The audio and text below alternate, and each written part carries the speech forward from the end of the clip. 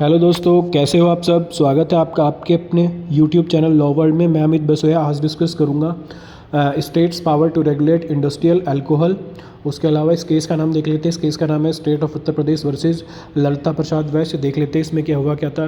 The honourable supreme court had clarified that the term intoxicating liquor in entry 8 of list 2 state list जिसे बोलते हैं हम is broad enough to include industrial alcohol. तो basically honourable supreme court ने बोल दिया कि जो इंटॉक्सिकेटिंग लिकर है उसकी डेफिनेशन में दोनों तरह की डेफिनेशन आ जाएगी। चाहे ऐसी कोई अल्कोहल हो जो इंडस्ट्रियल पर्पज़ के लिए यूज़ हो रही है, चाहे ऐसी कोई अल्कोहल हो जो नॉन इंडस्ट्रियल पर्पज़ के लिए यूज़ हो रही है, जहाँ ह्यूमन कंजम्पशन के लिए यूज़ होती है। तो बेसिकली देखो, अल्कोहल इंडस्ट्रियल पर्पज़ के लिए कैसे यूज़ होती है इसका बहुत बढ़िया एग्जांपल है। जब हमने देखा होगा कि जो सैनिटाइज़र वगैरह है उसमें अल्कोहल यूज़ होती है, या फिर फार्मास्यूटिकल पर्पज़ के लिए बहुत सारे प्रोडक्ट होते हैं, ये कॉस्मेटिक प्रोडक्ट्स होते हैं जिसमें अल्कोहल का यूज़ किया जाता है। तो जब अल्कोहल हम यूज़ करते हैं इंडस्ट्रियल पर्पज़ के लिए तो उसका रेगुलेशन जो करती थी वो सेंट्रल गवर्नमेंट करती थी, स्टेट गवर्नमेंट नहीं करती थी। लेकिन एक अल्कोहल होती है जिसका यूज़ करते हैं ह्यूमन कंजम्पशन के लिए, जैसे बोलते हैं वाइन, बियर, विस्की, इन सब का जब यूज़ करती है तो इसे स्टेट गवर्नमेंट रेगुलेट करती थी। तो दो तरह की हमने अल्कोहल देख ली, एक अल्कोहल जो इंडस्ट्रियल पर्पज़ के लिए, दूसरी अल्कोहल जो नॉन इंडस्ट्रियल पर्पज़ के लिए। तो अभी क्या होता है, इस जजमेंट के बाद दोनों तरह की अल्कोहल को स्टेट गवर्नमेंट रेगुलेट कर सकती है। उसके अलावा देख लेते हैं, एक जजमेंट आई थी the earlier synthetic and chemical limited versus state of UP case 1990 had restricted the meaning of intoxicating liquor to portable alcohol. तो पहले एक जजमेंट आई थी 1990 की, ये जजमेंट है, इसमें बोल दिया था कि जो इंटॉक्सिकेटिंग लिकर है ना उसकी डेफिनेशन रिस्ट्रिक्टेड है और इसमें सिर्फ पोर्टेबल अल्कोहल यूज़ की जा सकती है। पोर्टेबल अल्कोहल वो अल्कोहल होती है जो होती है नॉन इंडस्ट्रियल पर्पज़ के लिए या फिर जिसे हम यूज़ करते हैं ह्यूमन कंजम्पशन के, जो वाइन, बिस्की, बियर, सोडा है। तो इस जजमेंट में पहले बोल दिया गया था कि जो इंटॉक्सिकेटिंग लिकर की डेफिनेशन है वो रिस्ट्रिक्टेड है सिर्फ और सिर्फ ऐसी अल्कोहल के लिए जो ह्यूमन कंजम्पशन के लिए यूज़ होती है।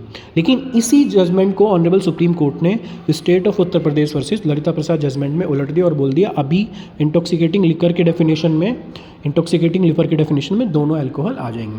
तीसरी चीज़ जो हम डिस्कस करते हैं वो करते हैं centre state conflict and the union power under industrial law. The union had argued that industrial alcohol regulation fell under 52 of the union list and the entry 33 of the concurrent list. Through these entries, the center controlled industrial alcohol via the Industrial Development Act. However, the Supreme Court ruled that state can still regulate alcohol under their constitutional power. तो conflict क्या है? Conflict है 7 schedule में 3 list है, central list, concurrent list और state list. तो अभी तक क्या होता था, सेंट्रल और कंकरेंट लिस्ट के थ्रू सिर्फ यूनियन गवर्नमेंट इंडस्ट्रियल अल्कोहल को यूज़ कर रही थी। तो अगर आप देखोगे स्टेट लिस्ट की एंट्री 8 में अभी क्या होता है, सेंट्रल गवर्नमेंट और स्टेट गवर्नमेंट, अभी स्टेट गवर्नमेंट को भी सुप्रीम कोर्ट ने पावर दे दी है कि वो इंडस्ट्रियल अल्कोहल को रेगुलेट कर सकती है इस जजमेंट के बाद। ऐसा क्यों हुआ है? ऐसा इसलिए हुआ है कि देखो, आपने देखा होगा बहुत सारे एग्जांपल देखे होंगे, जैसे ज़्यादातर कुछ स्टेट हमारे यहाँ ऐसे होते हैं जहाँ पे जो इंटॉक्सिकेटिंग लिकर बैन है, लेकिन वहाँ करते क्या है कि अनलॉफुल तरीके से जो इंडस्ट्रियल अल्कोहल है उसको यूज़ करके जहरीली शराब बनाते हैं और उसका वितरण कर देते हैं और उसकी वजह से बहुत सारे लोगों की डेथ हो जाती है। तो इसलिए भी ये ज़रूरी हो रहा था कि स्टेट का कहीं ना कहीं इस पर कंट्रोल आए कि जो इंडस्ट्रियल अल्कोहल है उसको वो रेगुलेट कर सके।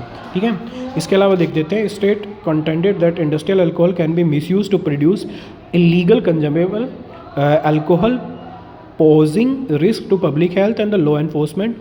Thus, state intervention in regulating production, sale and distribution is crucial to prevent the diversion of industrial alcohol. तो बेसिकली है क्या, स्टेट ने बोला कि भैया अगर आप सिर्फ इंडस्ट्रियल जो अल्कोहल है उसका रेगुलेशन की पावर यूनियन गवर्नमेंट को दे दोगे तो कल को हम रोक ही नहीं पाएंगे।